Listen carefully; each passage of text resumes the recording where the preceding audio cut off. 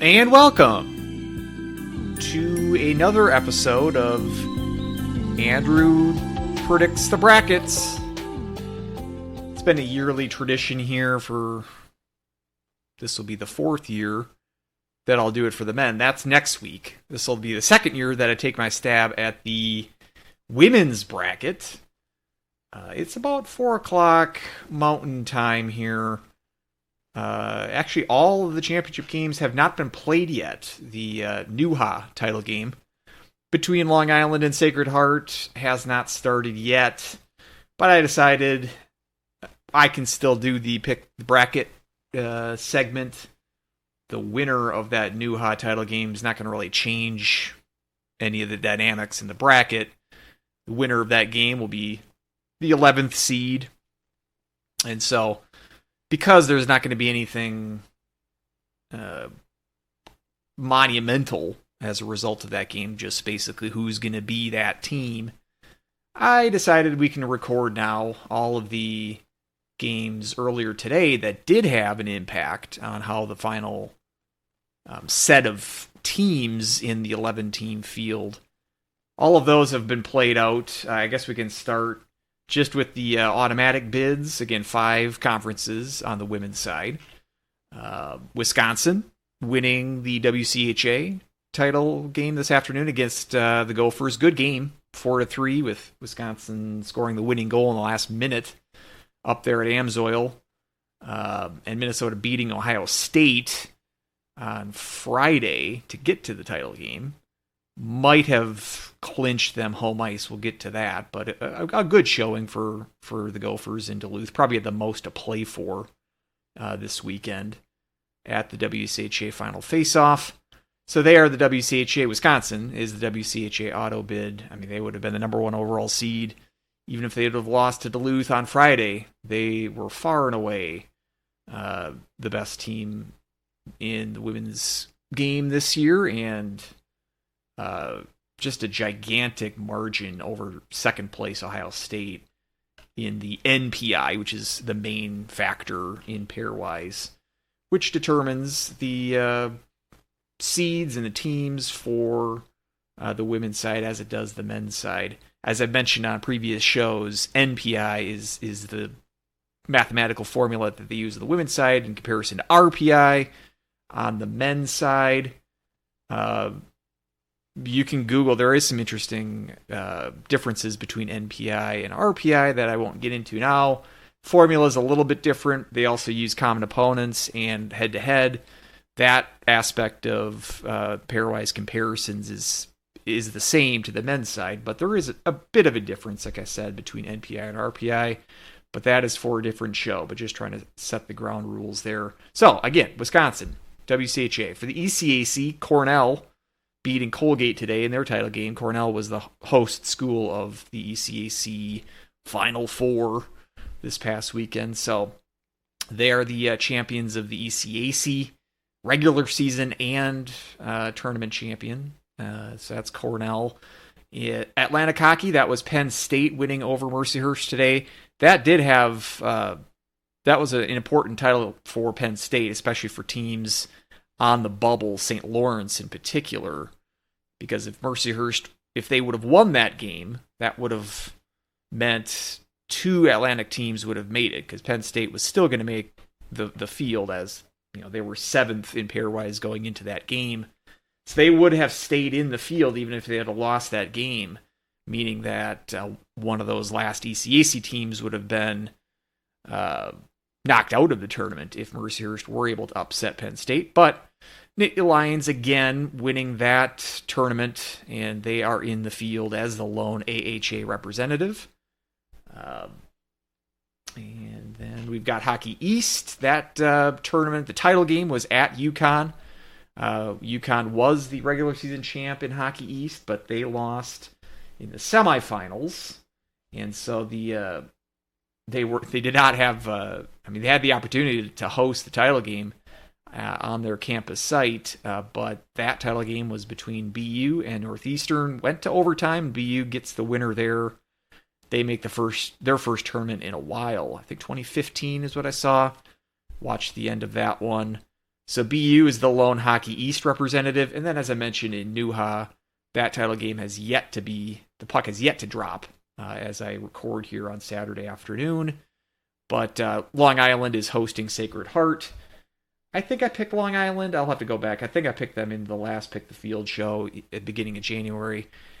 We don't need to know. I don't need to go back to know that Travis picked Sacred Heart. It is his second favorite college hockey team, the Sacred Heart Pioneers. So we have our split allegiances there. I'll probably root for Long Island, and Weldy's going to be rooting for Sacred Heart. And perhaps by the time you listen to this, you'll have known the outcome of that game.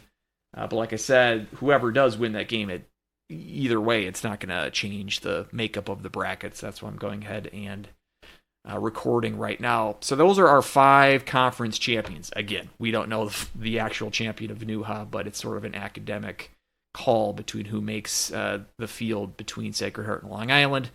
Our at-large bids go to Ohio State. This is in ranking of pairwise. Ohio State, Minnesota, Colgate, Minnesota Duluth, Clarkson, and St. Lawrence. So again, that's all out of either the WCHA or ECAC.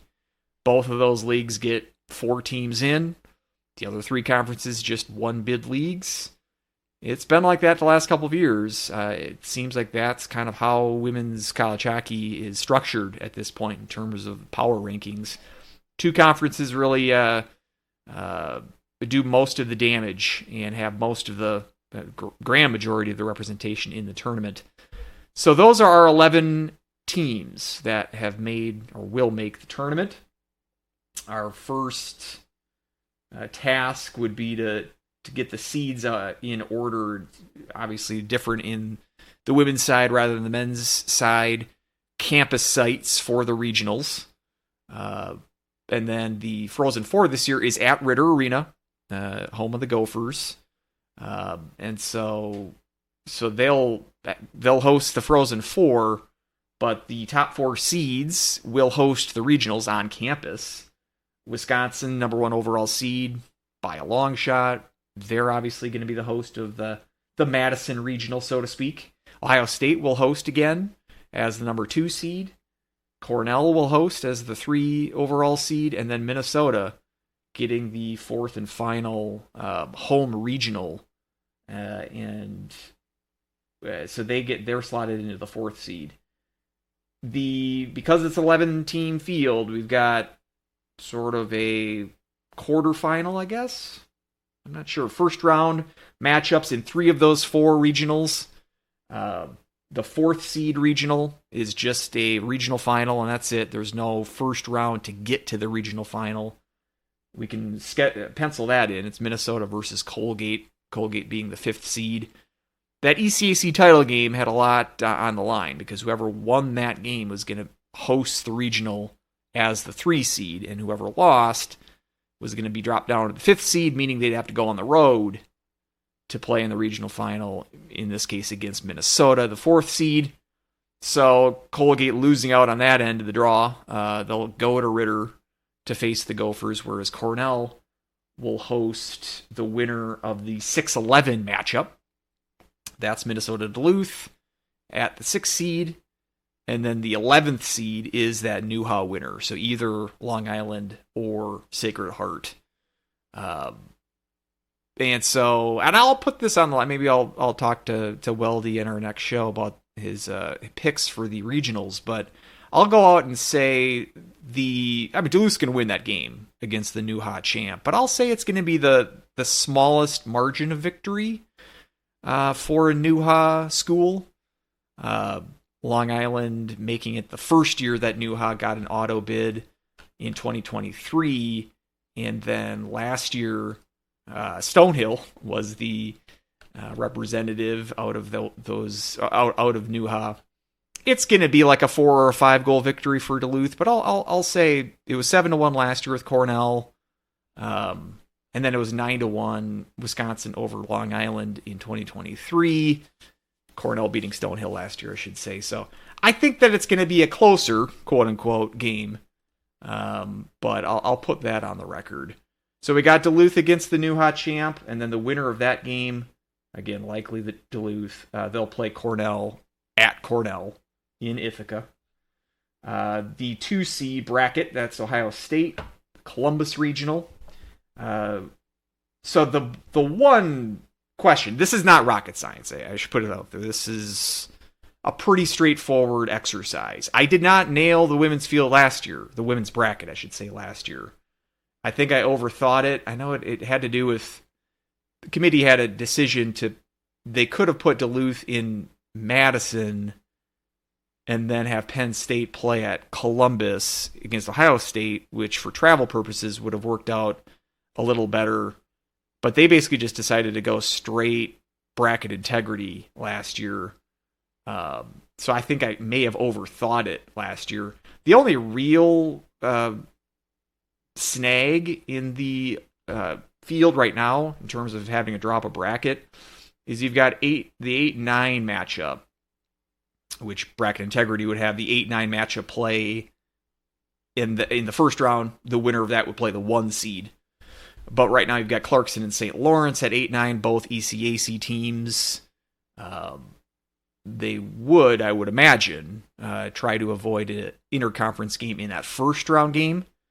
And so, pretty easy solution there. Instead of having the 8-9 and then the 7-10 play each other, you would go the 8-10 matchup, which would be Clarkson and BU, and then the 7-9 matchup have Penn State versus St. Lawrence. Pretty easy fix there. And so that's what I'm going to go with, which means that the 7-9 matchup would be slotted in Columbus. Winner of Penn State and St. Lawrence would play Ohio State. Penn State and St. Lawrence actually played last year in the first round of the tournament as well, so budding rivalry in the tournament between those two teams. St. Lawrence won overtime game, 1-0 last year. And so they get to go at it again in tournament play. This time, Penn State will be the higher seed. Last year, that was flipped. So I got them in Columbus playing in the 2 seed bracket, and then that would make the 8-10 matchup, Clarkson versus Boston University, put them in Madison, have the winner of those teams play the Badgers.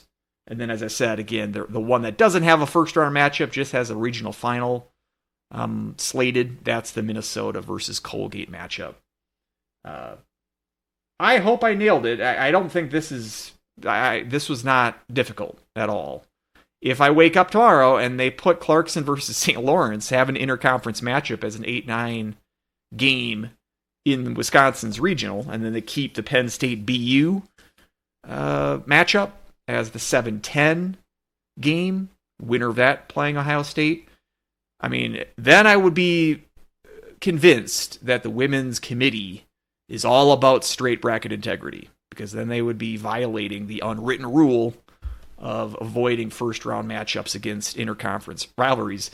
I mean, in this case, Clarkson, St. Lawrence, they're like 10 miles apart in upstate New York.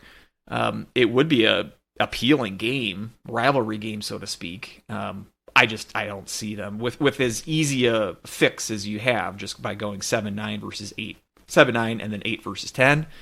I don't see why they don't make that move. So, and it's interesting too, Clarkson, which struggled, had some blips in their non-conference, which I think was holding them back for a while, but came on strong at the very end.